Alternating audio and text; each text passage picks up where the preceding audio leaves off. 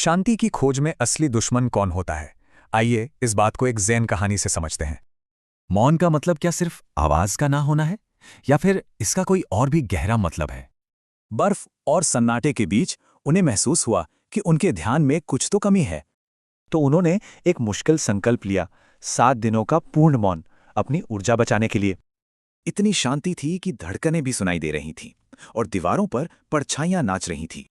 जैसे जैसे आधी रात हुई, कमरे में एक अजीब सा तनाव महसूस होने लगा।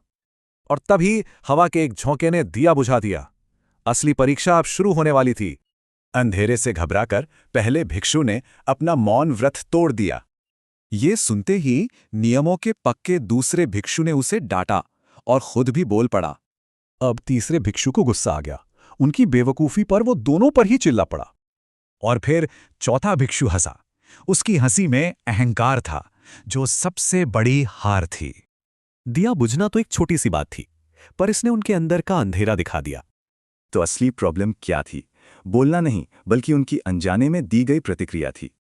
हर भिक्षु अपने अंदर की किसी चीज का गुलाम था और परीक्षा के वक्त स्थिर नहीं रह पाया। मतलब बाहर से तो शांति थी, पर किसी के भी मन में सच्चा मौन नहीं था। और जो अहंकार मौन का चोला ओढ़ ले, वो सबसे खतरनाक होता है। यही चौथे भिक्षु के साथ हुआ।